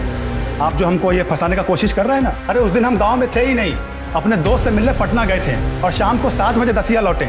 इस केस से हमारा कोई लेन देन नहीं है, पहले बता रहे हैं आपको। ठीक है, तो उस दोस्त का नाम, फोन नंबर और एड्रेस बता। हाँ तो बता देते, उसमें क्या है। हाँ लेकिन एक बात और कह देते हैं, इतना सख्ती उस पर दिखाइए जो ये किया है। हमारे ऊपर फालतू का समय बर्बाद मत कीजिए। चलो गांव का चिरकुट लोग आपका कान भर दिया, हमको उठा लाए यहाँ पर। ठीक है, तो हमारा टाइम बचा। और बता किसने किया होगा ये सब? अरे कोई एक हो तो बताएं, बहुत सारे संदिग्ध हैं। एक तो वो बिंदिया का भाई बसेसर है, जितना सीधा दिखता है ना उतना है नहीं। हम तो सुने थे कि अपनी बहन के साथ भी कुछ गलत काम किया है वो। और दूसरा हमारा बाप संजय ठाकुर। क्या? तेरा बाप? हाँ, इतना हैरान होने की जरूरत नहीं है, पहले से उसके ऊपर बलात्कार का केस चल रहा है। अम्मा के जाने के बाद बापू शरीर का गर्मी झेल नहीं पाया और कपड़ा पहनी हुई लड़की का भी आंख से एक्सरे निकाल लेता है। सर लाड टपकता है कि पूरा मन घिन ना जाए। सिंह सर इसके सारे डिटेल लो। सर चलो। सुमित, ये तो अपने बाप को ही फंसा रहा है डायरेक्ट।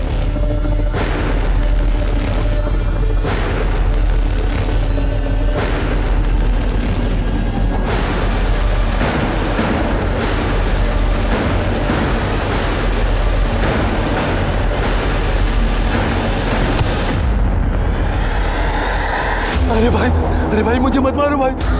भाई मुझे मत, भाई मुझे मत मारो भाई।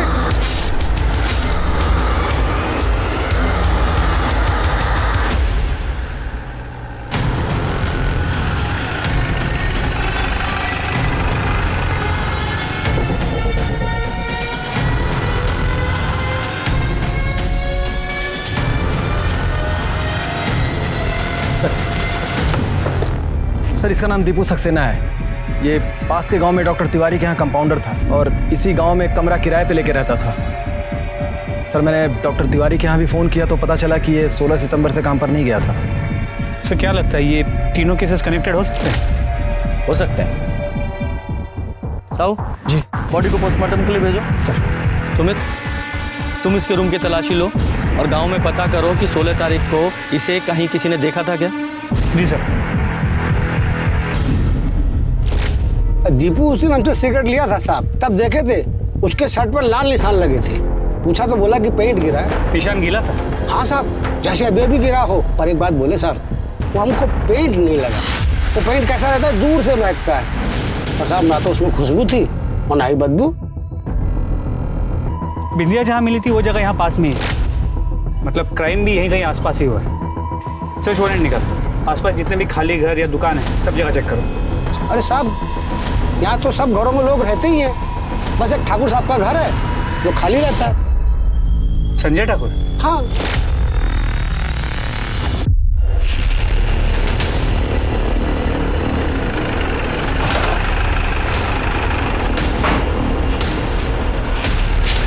सुमित, छोड़ दो।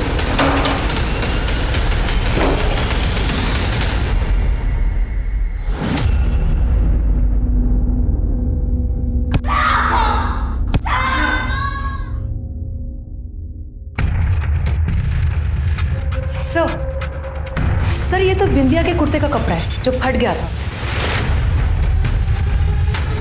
सर ये नाखून का टुकड़ा है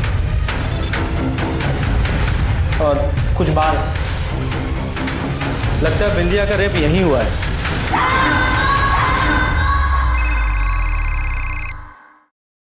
हेलो,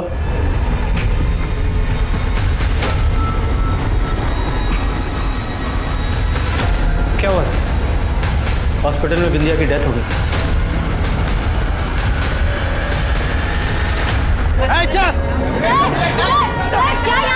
बेटी मर गई। ये वही गुस्साई लोग हैं जो बिंदिया के न्याय के लिए मांग कर रहे हैं। उसके माँ बाप को सांत्वना दे रहे हैं क्योंकि उनकी इकलौती बेटी जो पिछले 1 हफ्ते से अस्पताल में जिंदगी और मौत के बीच लड़ रही थी, आज लड़ाई हार गई है। माँ बाप के रोने गिड़गिड़ाने के बावजूद भी लोकल पुलिस ने FIR दर्ज नहीं की और केस को SIT को सौंप दिया, लेकिन SIT ने भी इस केस में कोई प्रोग्रेस नहीं दिखाई। अब सवाल ये, संजय ठाकुर के खाली घर में जो कपड़े का टुकड़ा मिला था तो बिंदिया के कपड़ों का हिस्सा है और वहां पे जो खून मिला था वो भी बिंदिया का है। और सब बिंदिया के कपड़ों पे 2 लोगों के सीमेंट के ट्रेसेस मिले। किसके?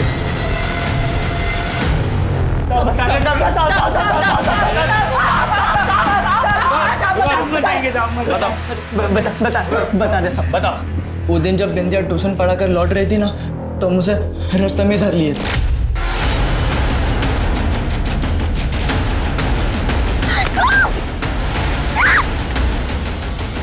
खींचते हुए संजय ठाकुर के खाली पड़े मकान में ले आए उसे। बहुत जान है तेरे में। अब हम पूरी सावधानी बरते थे साहब। सब कंडम यूज किए थे ताकि कोई सबूत ना छूटे साहब। तुम्हारी वो सावधानी कोई काम नहीं आई। बिंदिया की सलवार पर तुम दोनों का सीमन मिला है। वही तो गलती हो गई साहब। हम सांप वाप करने लग गए थे, लेकिन ईमानदारी से बता रहे साहब, हमें उसे मारने का कोई इरादा नहीं था साहब। लेकिन क्या करते साहब, वो काबू में ही नहीं आ रही थी तो मारना पड़ा साहब।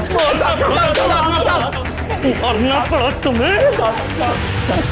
जब हमने देखा ना कि उसकी हालत बिगड़ने लगी तो हम खुद उसे डॉक्टर अहमद के पास ले गए थे सर। संजय ठाकुर के खाली घर पर तो ताला लगा हुआ था, फिर भी इतने आराम से अंदर कैसे गए? साहब वो घर का मालिक खुद मंजूरी दिया था साहब। मालिक मतलब केवल ठाकुर? नहीं साहब, वो लंपट को कौन पूछते साहब? साहब उसका बाप संजय ठाकुर। उस दिन जब हम बिंदिया के साथ जबरदस्ती कर रहे थे ना साहब, तो वो वहीं खड़ा था साहब।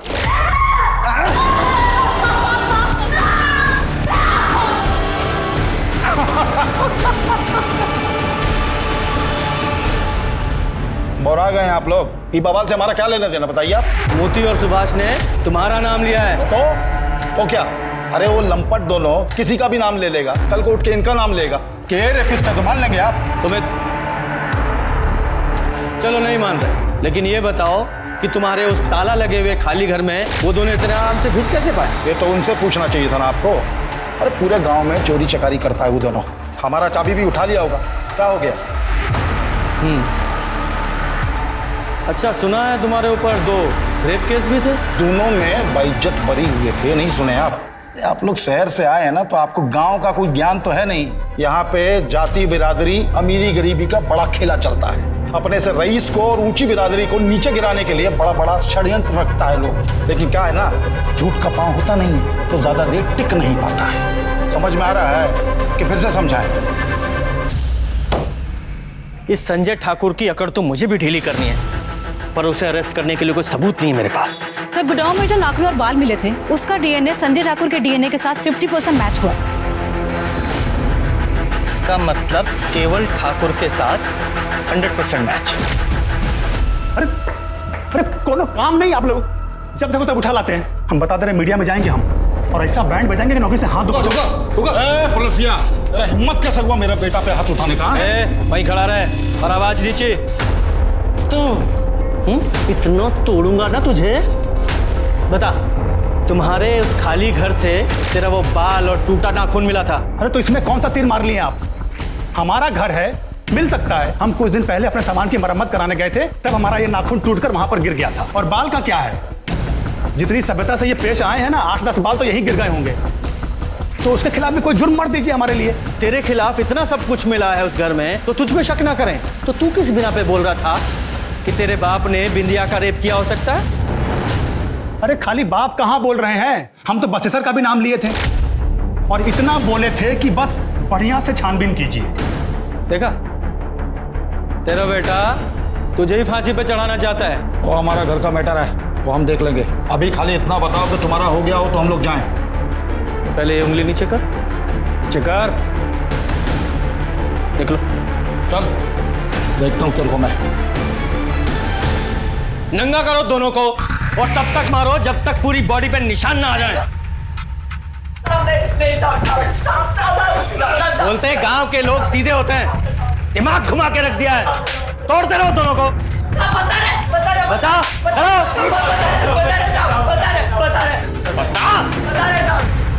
वो संजय ठाकुर नहीं साहब, केवल ठाकुर के कहने पर किए हम सब। उस दिन जब डॉक्टर अहमद के घर से बिंदिया को लौटा लाए, तब केवल ठाकुर ने गांव के कंपाउंडर दीपू को फोन कर घर बुला लाया।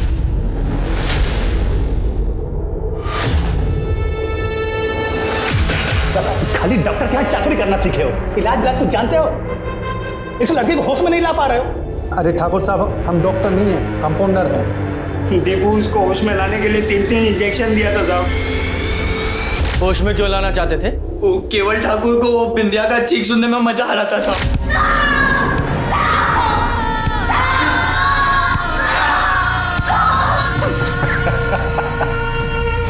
संजय ठाकुर का नाम क्यों लिया था? साहब वो केवल बोला था साहब। सब बोला था अगर पुलिस हम तक पहुंच जाए तो उसके बाप का नाम ले ले, और बाकी जिंदगी भर वो हमें हमारा खर्चा उठाता साहब, ऐसा बोला था साहब। डॉक्टर अहमद और दीपू को क्यों मारा? साहब वो डॉक्टर अहमद ने वो बिंदिया को टीवी में देख लिया था, वो पुलिस में जाने की कोशिश कर रहा था साहब। साहब उनको फोन करके हमने एक सुनसान जगह पे बुलाया और बोला कि एक महिला बेहोश है। जी कहिए।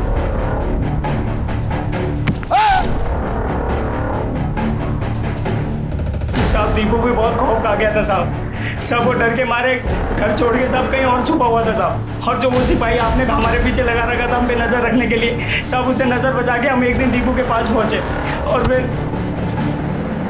अरे भाई मुझे मत मारो भाई।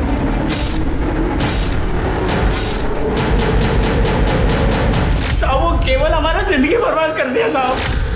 साहब उसके चक्कर में हम दो मर्डर किए साहब। साहब इंडिया की जिंदगी खराब कर दी साहब। आप लोग का गलती नहीं है सर, आप लोग तो शहर से आए हैं, गांव का तो कुछ आइडिया है नहीं आप लोगों को। शहर हो या गांव, जानवर जानवर होता है, जैसे कि तू एक जानवर है। हम जन्म से जानवर नहीं थे सर, साला बाप हमारा हमको ऐसा बनाया है। चप्पल फेंक के मारता था, कभी सीधे वो बात नहीं करता था हमसे। अरे कितना बार तो हम सोचा कि इस बुढ़ऊ को हम ही टपका देते हैं। जब भी उसको मारने का सोचते ना, उसका जल्लाद वाला शक्ल मेरे सामने आता था और उस चक्कर में हमारी पैंट गिली हो जाया करती थी। तभी एक दिन बस सर हमारे पास आया, उसको कुछ पैसा चाहिए था।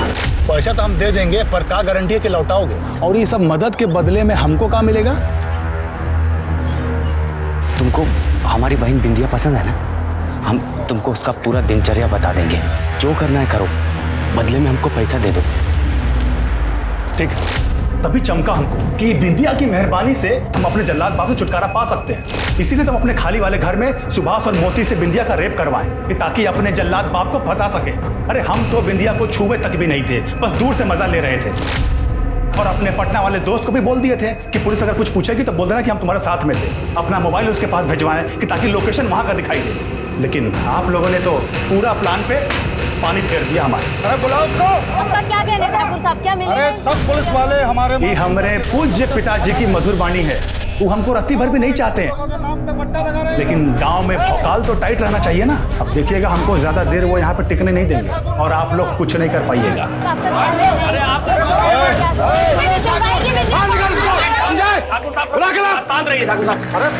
वाले नहीं हम लोग। देख ली साहब, आप अभी हम पे ही शक कर रहे हैं। अरे गांव के बड़े लोग हैं, बड़े से बड़ा वकील कर लेंगे, पेशी से पहले जमानत भी ले लेंगे। आप और हम जैसे चाह के भी इनका कुछ नहीं बिगाड़ सकते। देखिए हो गया था बवाल, संभालना तो हमको ही पड़ेगा। चौहान जैसे लोग पुलिस में भर्ती किस लिए होते हैं? ये रसूखदार लोगों के तलवे चाटने के लिए और रिश्वतखोरी के लिए, बस। सिर्फ केवल छूटना नहीं चाहिए, वरना बिंदिया को न्याय कभी नहीं मिल पाएगा। कोर्ट में ये अपने बयान से मुकर जाएगा और केस हमेशा के लिए लटक जाएगा। सर हमें कुछ तो करना हो। कमीने, शर्म नहीं आती? भाई होकर अपनी बहन के साथ क्यों किया ये सब? उसका लैपटॉप तक बेच दिया। साहब वो थोड़ा पैसे का जरूरत था साहब। पैसे का जरूरत था?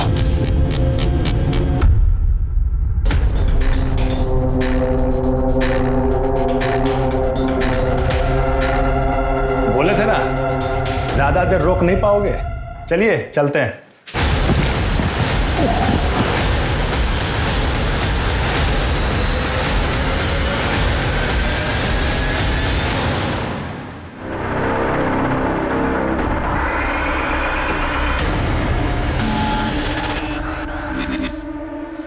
साहब हम सरेंडर कर रहे हैं, हमने मर्डर किया है केवल ठाकुर का।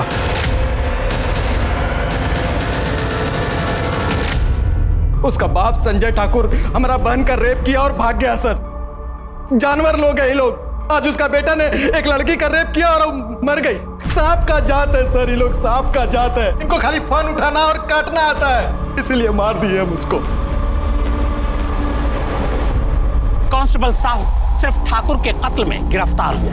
कानून का एक रक्षक कानून अपने हाथ में ले, इसके क्या मायने? क्या कानून पर से उसका भरोसा उठ चुका था? अगर ऐसा है तो फिर मामला और भी गंभीर है। देश में रेप के लगातार बढ़ते मामले सिस्टम और समाज पर सवालिया निशान उठा रहे हैं और साथ ही ये आगाह कर रहा है कि अब सख्त कदम उठाने की जरूरत है। आखिर देश की माँ, बेटियां और बहनें कब तक इंसाफ के लिए गिड़गिड़ाती रहेंगी? अब मैं अनूप सोनी आपसे विदा लेता हूं। फिर मुलाकात होगी क्राइम पेट्रोल सतर्क में एक और नए केस के साथ और उस पर हमारे एक्सपर्ट के विश्लेषण के साथ। तब तक अपना और अपने परिवार का ख्याल रखें, सतर्क रहें, सुरक्षित रहें और देखते रहें क्राइम पेट्रोल सतर्क। जय हिंद।